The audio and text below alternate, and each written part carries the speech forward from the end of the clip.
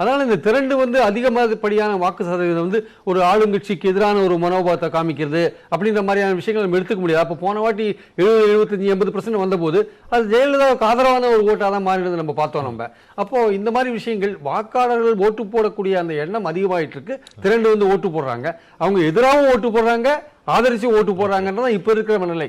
முன்பு அந்த மாதிரியான ஒரு கருத்தோட்டம் இருந்தது, அது மாறிடுதுன்றது என்னோட அபிப்பிராயம். உங்களுடைய பார்வையில் என்ன இருக்கு? அந்த கருத்தோட்டம் முன்னாடி இருந்தது, கொஞ்சம் மாறி இருந்தாலும் அதில் கொஞ்சம் உண்மைகள் இருக்க தான் செய்யுது. இப்போ சார் சொன்ன மாதிரி 70%ன்றது இன்னைக்கு நம்ம ஆவரேஜ் ஆகி போச்சு. ஒருவேளை 70க்கு பதிலாக அங்கே 85% இருந்திருந்தா மேபி அங்கே ஆன்டி இன்கம்பன்சி செட்டுன்னு ஆயிருக்கலாம். ஃபார் எக்ஸாம்பிள் இப்போ வந்து ஒரு சில சர்வேலாம் எடுத்தாங்க. இப்போ சி ஓட்டர், சிஎஸ்டிஎஸ் அவங்கெல்லாம் வந்து ரேட்டிங்ஸ் கொடுத்தாங்க. முன்னாடி பிஜேபிக்கு ஒரு ரேட்டிங், யூபிஏக்கு ஒரு ரேட்டிங் கொடுத்துருந்தாங்க. இப்போ அவங்க என்ன பண்ணியிருக்காங்கன்னா, இந்த ஃபர்ஸ்ட் ஃபேஸ் எலெக்ஷன்ஸை முடிஞ்ச யூபிஏ பார்த்துட்டு மற்ற இடம்லாம் கிட்டத்தட்ட 90 சீட்டுக்கு மேலே பார்த்துட்டு போலிங் பர்சன்டேஜ் வந்து அவங்க எதிர்பார்த்ததை விட ஒரு சில இடத்துல வரல. அவங்க பார்த்தீங்கன்னா இது வந்து ஆன்டி இன்கம்பன்சி இருக்கா இல்லையான்னு தெரியல, பட் ஆனால் பொலிட்டிக்கல் பார்ட்டிஸ்க்கு ஒரு சில பாக்கெட்ஸில் வந்து சப்போர்ட் குறைஞ்சிருக்கு, அந்த எனர்ஜி இல்லை, ஜோஷ் இல்லை. அதாவது அந்த அந்த பாக்கெட் பார்த்தீங்கன்னா வந்து பிஜேபியோட ஸ்ட்ராங் ஹோல்டாக இருக்கும், இல்லை காங்கிரஸோட ஸ்ட்ராங் ஹோல்டாக இருக்கும்.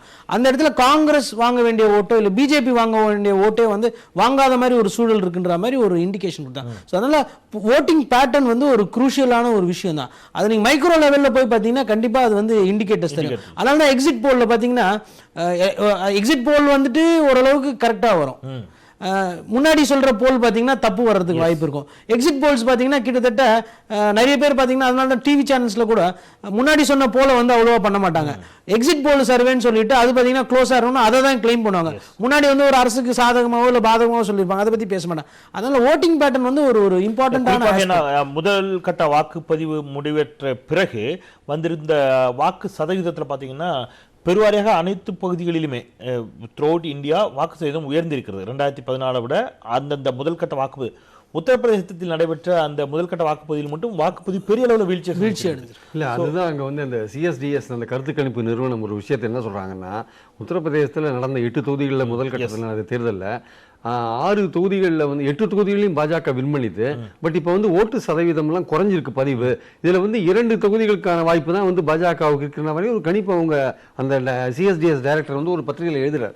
எந்த குறைந்திருப்பதை வச்சு அவர் எழுதுறாரு, அந்த போலிங் பேட்டர்னை வச்சு அவர் எழுதுறாரு. ஆக்சுவலாக தெரியல இதெல்லாம் எந்த அளவுக்கு ரிஃப்ளெக்ட் ஆகும்னு தெரியாது ரிசல்ட்ஸில்.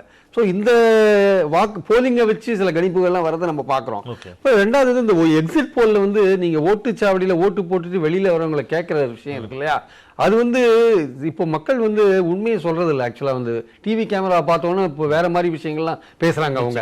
அதனால அது வந்து எவ்வளோ தூரம் கரெக்டாக வரும்ன்றதெல்லாம் கொஞ்சம் சந்தேகமான விஷயமா நான் பார்க்குறேன். எடப்பாடி பழனிசாமி அவர்கள் வரிசையில் நின்று தன்னுடைய வாக்கை செலுத்துவதற்காக வந்திருந்தார்.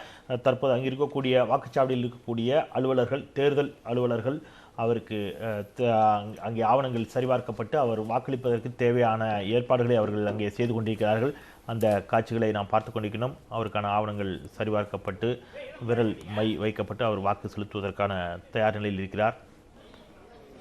தமிழிசை சவுந்தரராஜன் தற்போது செய்தியாளர்களை சந்திக்கிறார். அந்த காட்சிகளை பார்க்கலாம். அனைவருக்கும் முதல்ல எனது தேர்தல் திருநாள் வாழ்த்துக்களை நான் தெரிவித்துக் கொள்கிறேன். இது ஒரு ஜனநாயக திருநாள், நாமெல்லாம் கொண்டாட வேண்டிய ஒரு திருநாள்.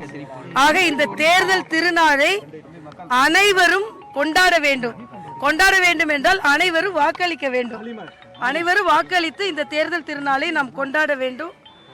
மிகுந்த மகிழ்ச்சியாக இருக்கிறது. இந்த ஜனநாயக முறைப்படி நான் குடியிருக்கும் தொகுதியில் வாக்களித்து விட்டு நான் போட்டியிடும் தூத்துக்குடி தொகுதிக்கு செல்ல இருக்கிறேன். அங்கே நிச்சயமாக வெற்றி பெறுவேன். அதே மாதிரி இங்கேவும் அனைத்து தொகுதிகளிலும் அதிமுக, பாஜக மற்ற தோழமை கட்சிகளோடு கூட்டணி அமைத்து போட்டுகின்ற அத்தனை வேட்பாளர்கள் வெற்றி பெறுவார்கள். மரியாதைக்குரிய நரேந்திர மோடி அவர்கள் மறுபடியும் பிரதமர் ஆக்குவதற்கு அனைத்து மக்களும் ஆதரவு தந்து கொண்டிருக்கிறார்கள். வாக்குச்சாவடி ஏற்பாடுகள் நன்றாக இருக்கிறது, சரியாக இருக்குது, சரியாக நிர்வகிக்கிறார்கள். எல்லாரும் வரிசையில் நின்று வாக்களிக்கும் பொழுது சரியாக நிர்வகிக்கிறார்கள். தூத்துக்குடியில் ஆமா ரெய்டுனா சும்மா வர மாட்டாங்க இல்லையா, ஏதாவது ஒரு தகவலின் அடிப்படையில் தான் அவங்க வந்திருக்கிறாங்க. அங்கே ஏற்கனவே பணப்பட்டுவாடா நடைபெற்று கொண்டு இருக்கிறது. எனக்கு என்னன்னா அந்த மக்களுக்கு பணம் கொடுத்துருக்காங்க, மக்களே சொல்றாங்க. ஆனா பாவம் பாமர மக்களுக்கு நாங்கெல்லாம் செய்ய வேண்டிய உதவி நிரந்தர உதவியா செய்யணும்னு நினைக்கிறேன். நிரந்தரமா அவங்களுக்கு வேலை வாய்ப்பு, நிரந்தரமா அவங்களோட வாழ்க்கை தரம் உயர்த்துவது, நிரந்தரமான அவங்களுக்கு உதவி செய்ய நினைக்கிறேன். சில பேர் தற்காலிக உதவியை செய்துட்டு ஓட்டு வாங்கணும்னு நினைக்கிறாங்க. ஆனா எனக்கு என்ன கவலைன்னா, அவங்க கொடுத்துருக்கிற பணம் அவங்க வச்சிருக்கிற பணத்தோட மக்களுக்கு ரொம்ப குறைவு. அது கூட கொடுக்கறது கூட மனசு ரொம்ப குறைவா தான் வருதுன்னு நான் நினைக்கிறேன். அதனால மக்கள் நிறைவாக வாழ வேண்டும் தான் என்னை போன்றவர்களின் அது. நான் ஒரு பைசா கூட கொடுக்கல, ஆனா மக்கள் எனக்கு வாக்களிப்பார்கள் என்ற நம்பிக்கை இருக்கிறது. ஏனென்றால் நான் அன்பை கொடுத்திருக்கிறேன், ஆதரவை கொடுத்திருக்கிறேன், அந்த மக்களுக்கு நம்பிக்கையை கொடுத்திருக்கிறேன். மற்றவர்கள் பணத்தை கொடுக்கும் பொழுது நான் எனது குணத்தை கொடுத்திருக்கிறேன். அதனால் நிச்சயமாக அந்த மக்கள் எனக்கு வாக்களிப்பார்கள். நான் வெற்றி முகத்தோடு தான் இங்கிருந்து செல்கிறேன், வெற்றியோடு தான் திரும்புவேன்.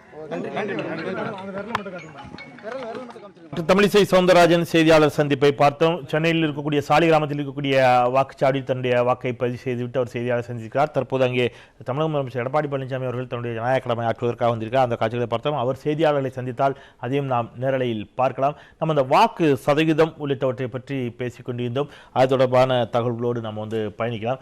இதில் வாக்காளர்கள் பட்டியலில் தமிழகத்தில்